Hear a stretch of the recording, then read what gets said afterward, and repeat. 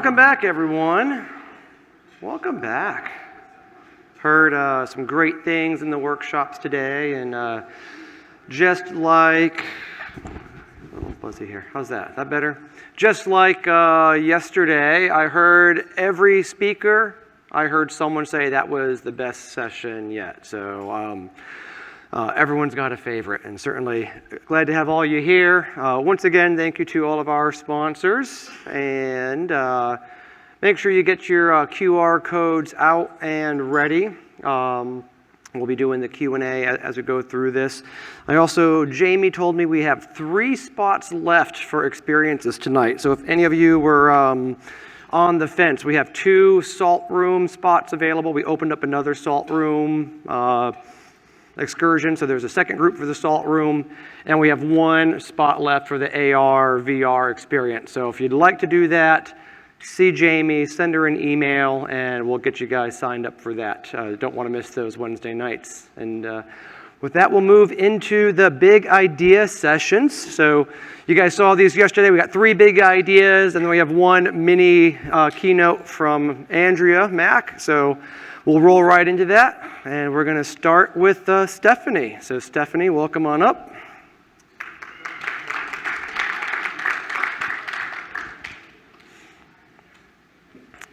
Stage is yours. We're looking forward to it. Thank you. Do we have a clicker? Thank you. All right. Hi, everyone. Hope you had a great lunch. I get the pleasure of having the spot right after lunch. So hopefully you guys got food and have some energy. So I'm Stephanie Koeninger. I work for STV. I joined the AEC industry about 10 months ago. So I am new to this AEC industry, but not to professional services. So prior to STV, I worked at both EY and KPMG in the Big Four for 20 years. So the reason I joined STV, which is about a 2,500 person engineering, architecture, and professional services and construction management firm, they actually just did a strategic plan. And as part of the strategic plan, a consultant came in and did an evaluation of market size, of growth, of different opportunities in the market. They gave them like an 80-page document of what they could do to grow the business. And our CEO said, if you picked one thing out of all this plan, what would you do to grow the firm? And the consultant said, I would put in a key account management program. So, funny enough, I was the second speaker after the consultant went, and what is my background and expertise in Big Four? It's key account management. So, my role was created and called client experience, but was a direct and is a direct output of our strategic planning exercise and a effort and supported by the whole leadership team, including being championed by the CEO. What is my topic today is building a client experience culture. And funny enough, I created this slide before I knew what the whole agenda for the day was, but I think it's the theme of the day, right? So I don't think I have to sell you on this topic, but to build a client experience culture, I strongly believe that you first build the what is culture? It's internal, right? It's what the people of the firm believe. So if I can convince the people that work at STV, that client relationships matter, that teaming together matters, that they should collaborate. I think if they do that better, the client can see it and feel it, so that our client experience will be better if our employee experience is better.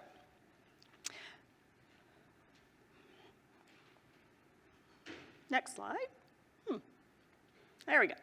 Okay, so when you're building culture, and it's a new thing, it's kind of a change management program.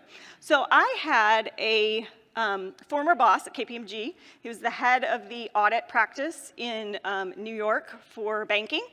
He also was the vice chair of market development.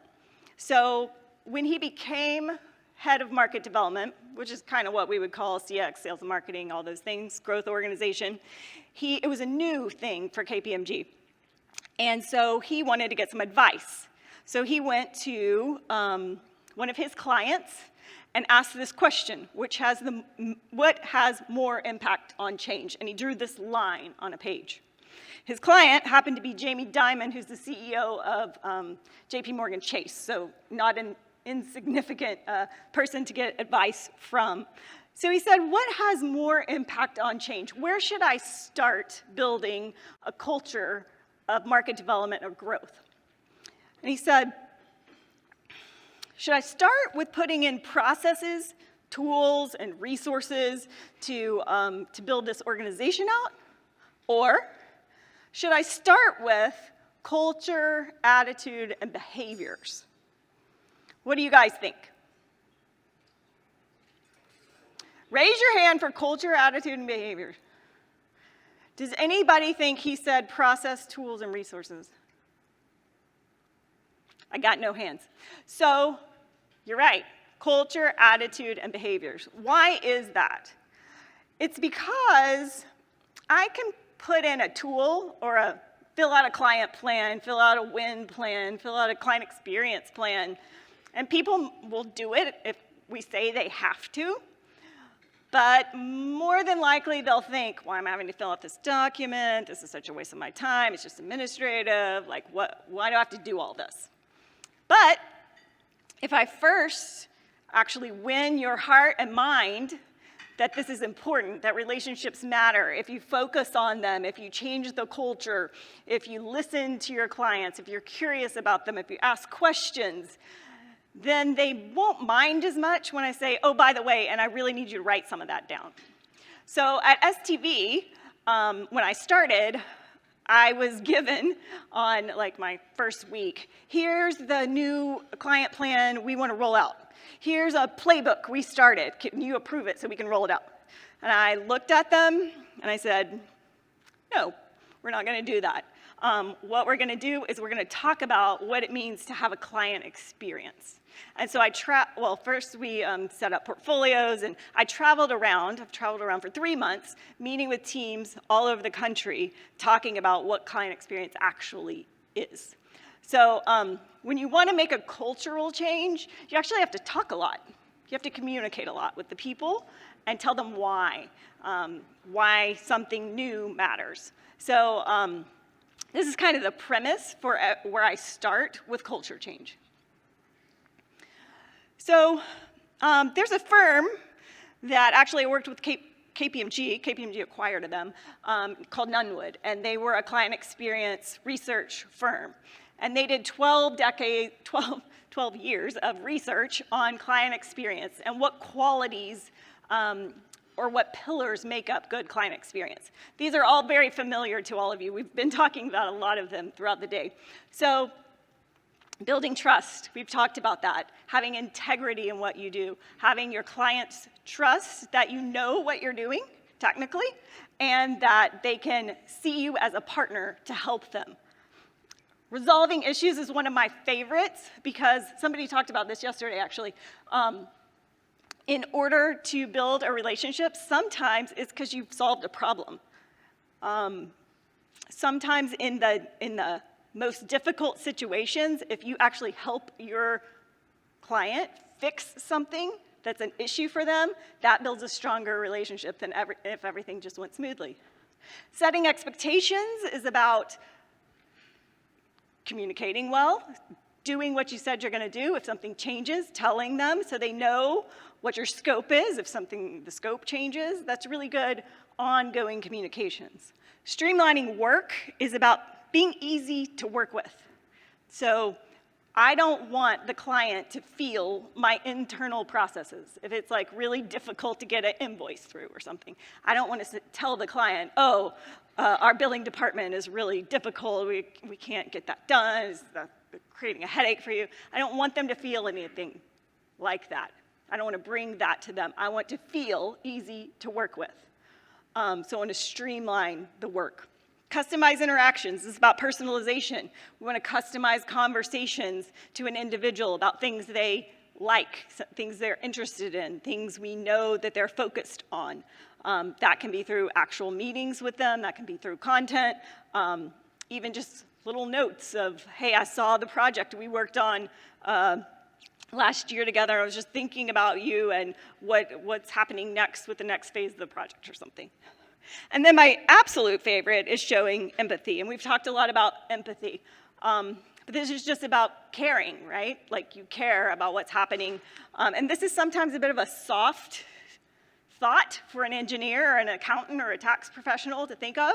But I like to give examples of like, you might just care that you heard their boss just quit and it's going to change their organization. And you might want to reach out and say, hey, I heard this happened. Can I help you? You may hear that they just won a big deal or they're launching a new project in their capital plan. And you just reach out to say, hey, I heard about that. What's going on? It could be personal stuff like me, my son's about to graduate from high school. Maybe their son's about to graduate from high school, and you say, hey, I know this is a big deal. Good luck with the weekend. So just being human and caring, I think we would all agree is definitely a tenet of making a true client experience. So those are the qualities that affect the client experience. But when I talk to the folks at my firm about this, I'm like, they feel a little like motherhood and apple pie, like, yes, we get it, but what do we actually do? So we've put together some building blocks for what we'll do in client experience. And I define client experience maybe a little broader than some people do because I include account management in it and I include sales strategy. So our whole client experience program is underlined by our strategic plan. It's one of the 3 pillars of reimagining how we work and new ways of working as related to our clients and our client experience. So some of the things we're doing in that area is portfolio management and portfolio segmentation, so actually focusing which clients we spend the most effort and time on. Creating client service management or account management where we have specific framework for which we serve our clients through. Having roles on client teams where people have specific roles and responsibilities for client relationships and client plan development, client service management. Getting client feedback. We're going to call that voice of the client. That is, of course, some of the core client experience things that we focus on. They don't really have a program for that right now at STV, and so we want to put that in as a firm-wide capability. Relationship training, there's a lot of training and development in changing culture, right? Like you got to talk to people, you got to bring the new skills. So relationship skills and all of the other things that go with experience training. So putting that into project manager training even. And then we got reporting, KPIs, technology to support it, communication underlies it all. And like I said, we're creating a sales strategy to go along with that. So if you think about it on a client experience journey, a customer journey, we want to cover the whole thing. We don't want to just be in the loyalty side with getting client voice, but we cover the entire journey by managing our accounts through client service management, having sales and pursuit strategy, and voice of the client. So we have all these like programs and frameworks that work together through the whole life cycle. So from that, we hope that that changes the culture of how people think about client experience, and we measure some outcomes around revenue growth, expanded service footprints, more relationships, more interactions, higher feedback scores to get a larger pipeline and win rate. So that's kind of a high-level 15-minute overview of what we're doing to change the culture through building a client experience program at STV. So thank you, and I think we have maybe one question or two. We'll jump ahead to the next slide. There we go.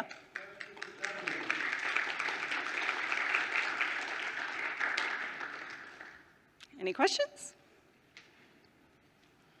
All right, Benji, go ahead. What is relationship training? Okay, that's a great question. So I do sessions on how to build trust, how to prepare for client interactions, how to set intention for meetings, So it's skills for learning how to develop relationships, how to sustain relationships, how to prepare. There's kind of multiple levels of it. I can show you some of it later if you want. What is the budget you have to invest? Wow, that's a great question. So, I don't know if I have an answer. It's kind of nothing and everything. I don't know. So I don't have like a dollar figure given to me, but it is initiative of kind of the C-suite. So when I say, can I go around and do workshops with 20 accounts across the country and travel and bring them in, they're like, yes.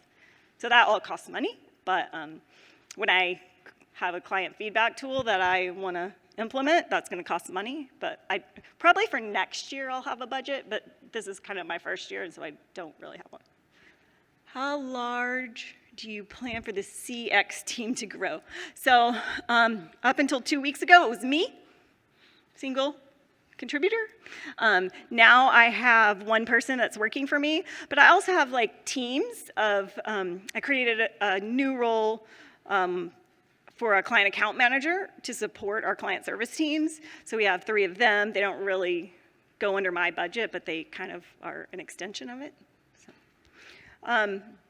Okay, I think that's all we have time for right now, but if anybody else wants to talk later, feel free to find me.